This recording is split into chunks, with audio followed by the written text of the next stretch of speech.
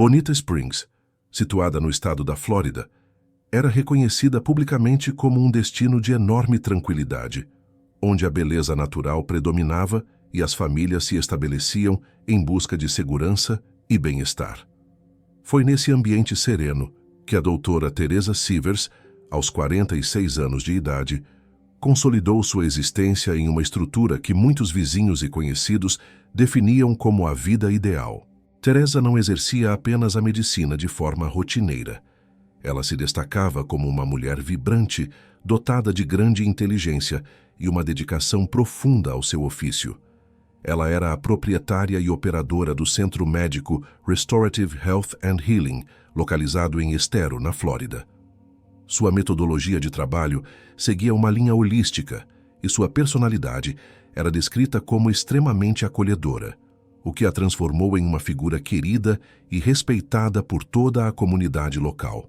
Ela aparentava ter alcançado o equilíbrio perfeito, conciliando uma trajetória profissional vitoriosa com a educação atenciosa de suas duas filhas pequenas. Ao seu lado, Mark Sivers desempenhava o papel de marido e também de administrador da clínica médica, assumindo as responsabilidades burocráticas para permitir que Teresa concentrasse toda a sua energia no tratamento de seus pacientes. Para os observadores externos, o casal Sivers representava a imagem definitiva do sucesso e da harmonia dentro do núcleo familiar.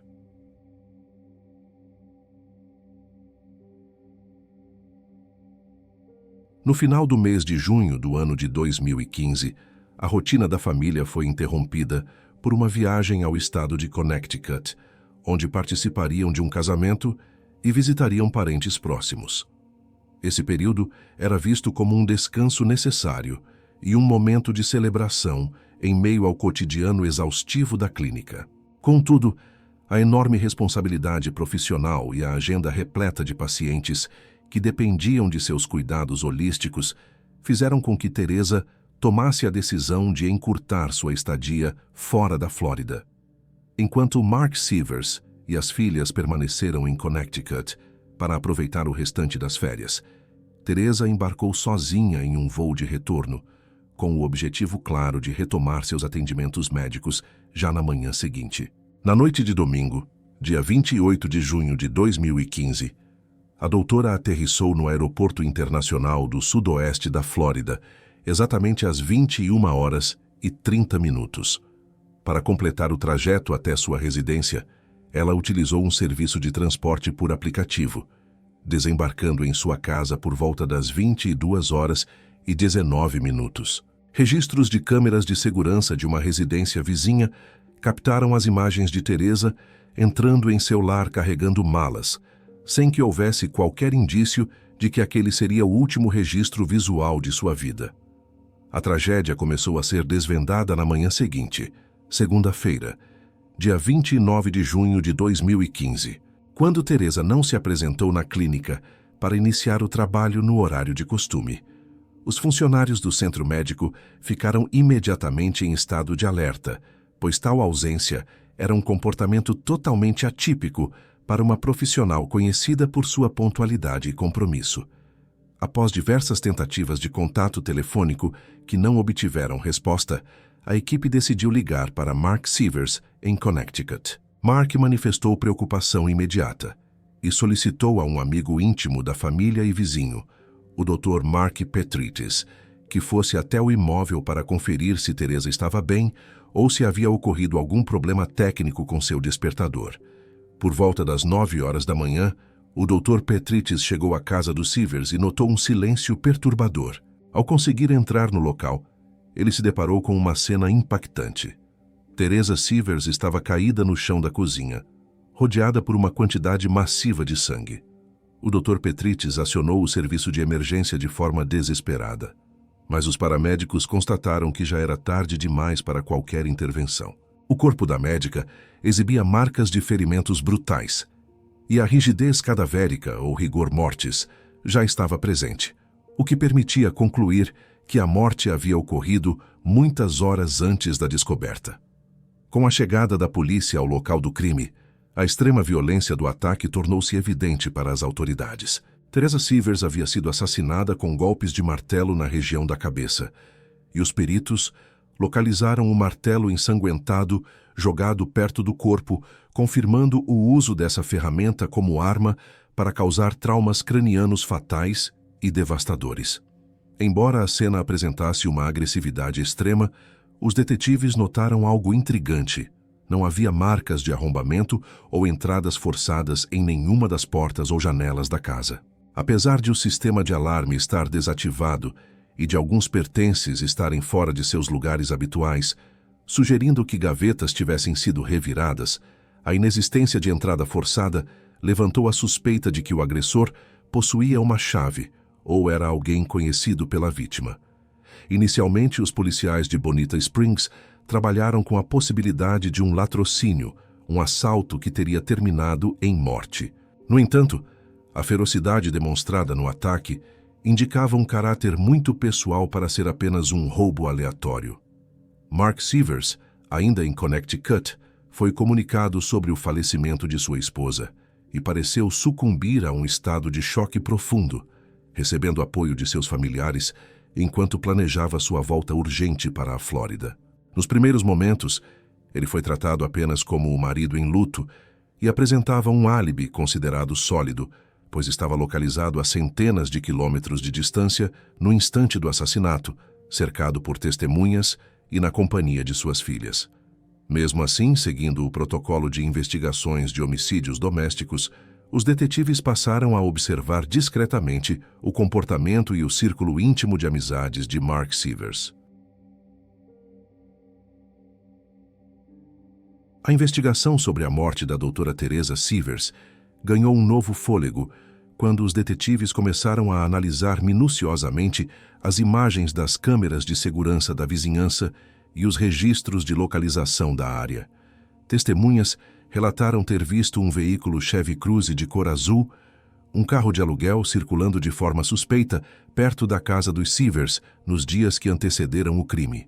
A conexão com o estado do Missouri tornou-se o foco principal da polícia, quando os dados de posicionamento global desse veículo foram finalmente obtidos pelas autoridades.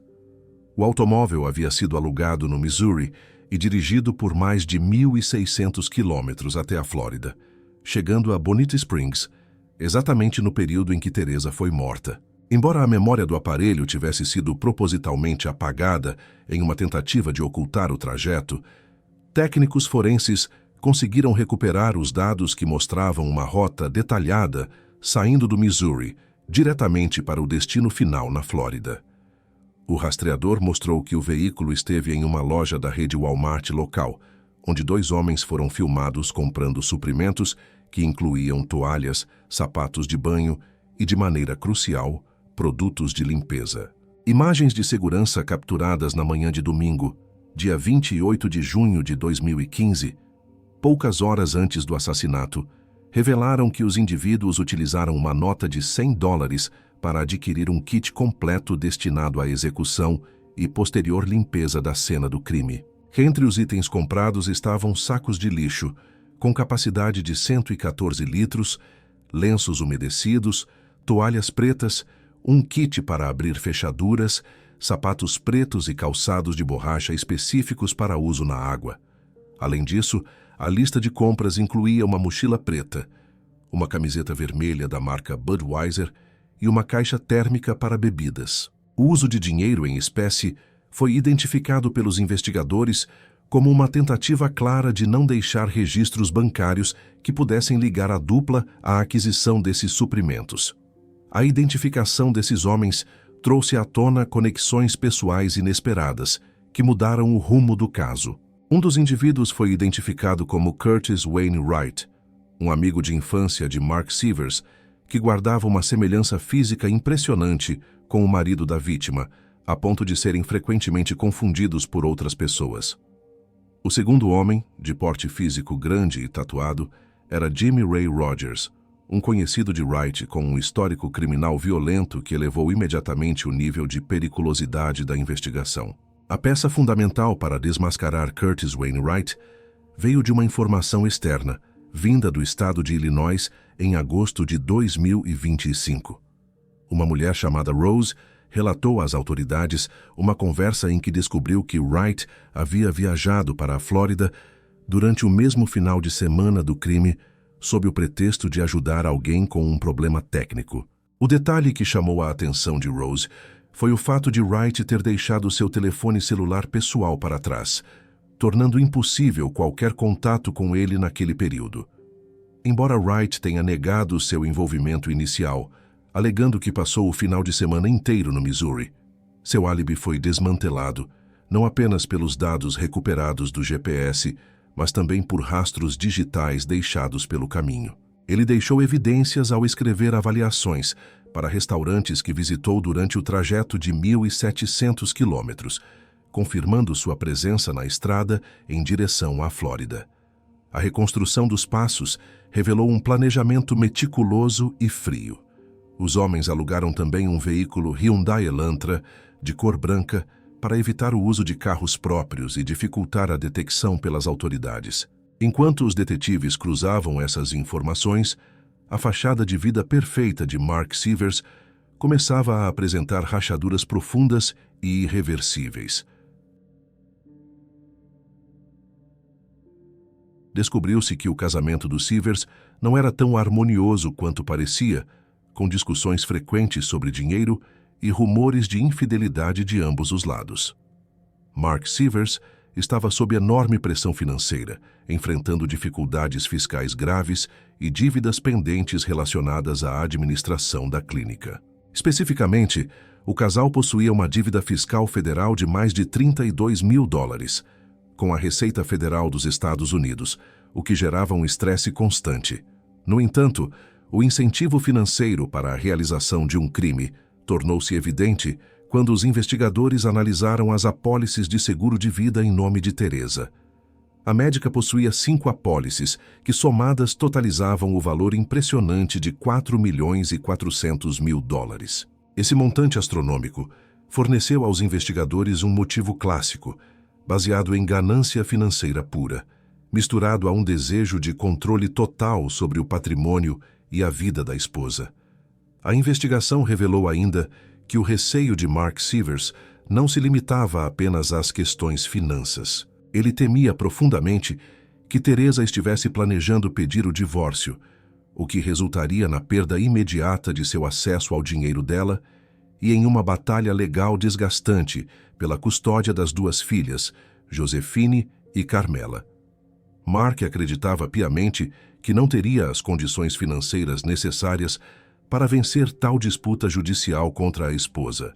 Diante dessa possibilidade, a morte de Teresa passou a ser vista por ele como a única solução viável para manter seu estilo de vida e o controle absoluto sobre as crianças. Para ocultar seus rastros de comunicação, ele e Wright desenvolveram um método de contato secreto utilizando telefones pré-pagos, conhecidos como aparelhos burners, e o aplicativo Signal para enviar mensagens criptografadas. Referências a arquivos médicos eram usadas como códigos para indicar que o plano de assassinato estava em andamento conforme o planejado. Mark Sievers chegou a oferecer a quantia de $100 mil para que Curtis Wayne Wright viajasse até a Flórida para matar sua esposa. Ele forneceu a Wright todos os detalhes necessários para a invasão da residência, incluindo o código da porta da garagem e a localização de uma chave reserva, garantindo que o crime fosse executado enquanto ele estivesse fora do estado para assegurar seu próprio álibi. O avanço técnico da investigação foi fundamental para desmascarar a logística por trás da morte da doutora Teresa Sievers. Especialistas forenses do gabinete do xerife do condado de Lee, trabalhando em conjunto com o Departamento Federal de Investigação, o FBI, conseguiram realizar um trabalho minucioso de recuperação de dados em discos rígidos e telefones celulares. Estes dispositivos haviam sido descartados por Mark Sievers no lixo logo após a realização do funeral de sua esposa, em uma tentativa desesperada de eliminar qualquer rastro de sua participação.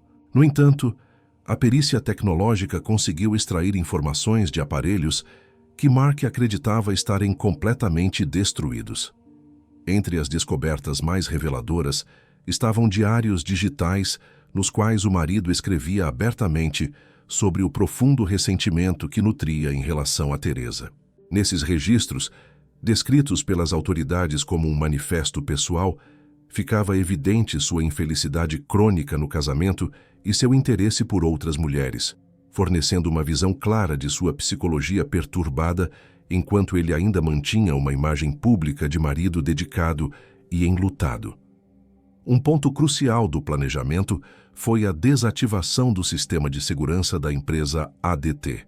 Wright recebeu instruções sobre como utilizar um código-mestre para desligar o alarme antes da chegada de Teresa. Isso explica por que o sistema estava inativo na noite do crime, apesar de ter sido ligado pela sogra da médica no dia anterior. Os executores entraram na casa às 6h09 da manhã de domingo para realizar os preparativos finais e desativar a segurança, aguardando pacientemente pelo retorno da vítima. A rede de mentiras começou a se desfazer completamente com a prisão de Mark Sivers em fevereiro de 2016, quando ele foi formalmente acusado de assassinato em primeiro grau.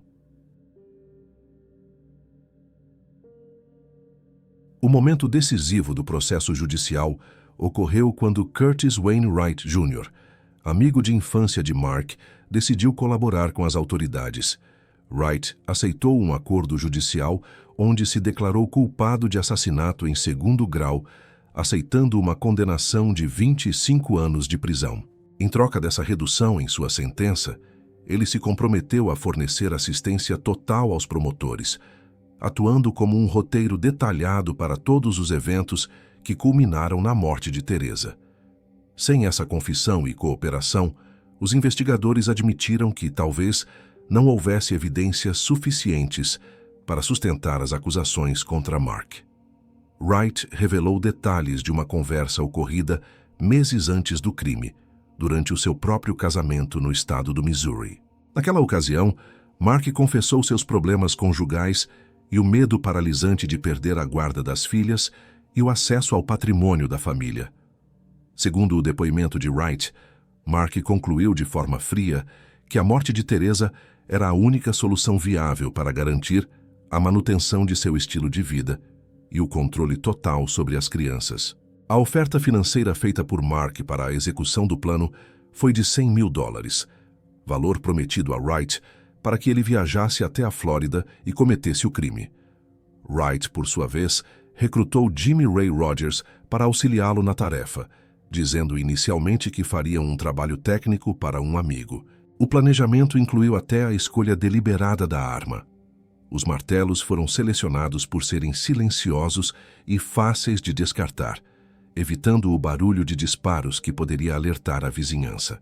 Após o crime, Rogers confessou sua participação para sua namorada, que estava grávida na época, e pediu que ela se livrasse das roupas utilizadas durante o ataque brutal. No entanto, ela optou por cooperar com a polícia e conduziu os detetives até o local exato onde os itens haviam sido descartados, fornecendo provas físicas incontestáveis que ligavam Rogers diretamente à cena do crime na residência dos Sivers. Eles também forçaram uma porta com um pé de cabra para simular um arrombamento e reviraram pertences para que o cenário parecesse um assalto mal sucedido. Em outubro de 2019, Jimmy Ray Rogers foi o primeiro dos cúmplices a enfrentar o tribunal. O testemunho de sua ex-namorada foi um dos pontos mais contundentes da acusação, apresentando as evidências físicas recuperadas após a confissão do réu. Embora os promotores de justiça buscassem uma condenação por assassinato em primeiro grau, o júri decidiu considerá-lo culpado pelas acusações de assassinato em segundo grau e conspiração para cometer assassinato.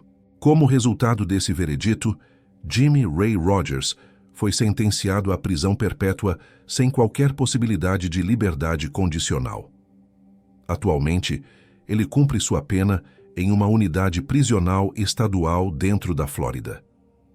Esta condenação foi um passo fundamental para os investigadores, pois pavimentou o caminho para o julgamento de Mark Sivers, que era apontado como o mestre intelectual e mentor de toda a operação criminosa. A cooperação de Wright e a condenação de Rogers removeram as camadas de proteção que Mark tentou construir ao redor de seu álibi, deixando-o exposto diante da montanha de evidências acumuladas.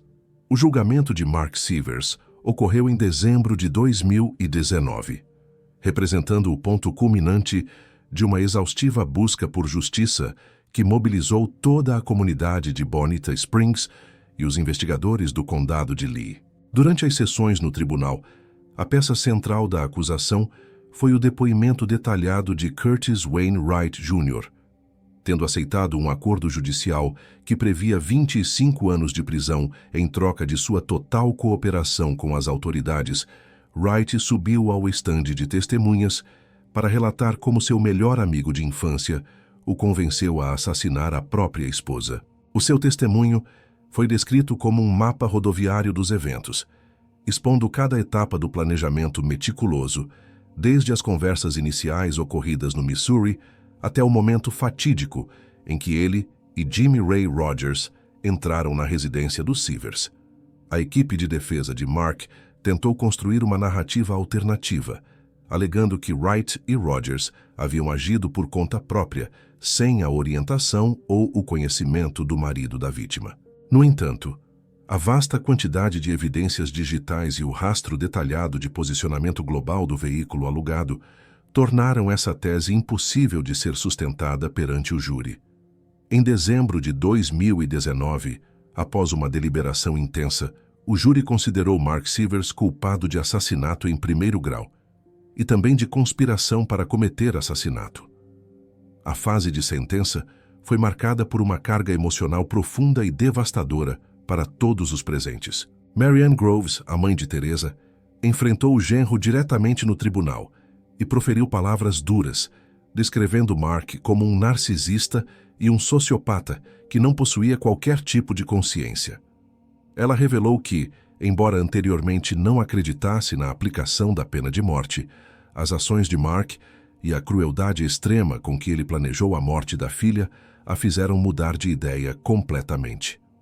O juiz concordou com a recomendação feita pelo júri e sentenciou Mark Sievers à pena capital. Mark foi então levado para o corredor da morte na instituição Correctional Union, situada na Flórida, onde permanece encarcerado desde aquela data.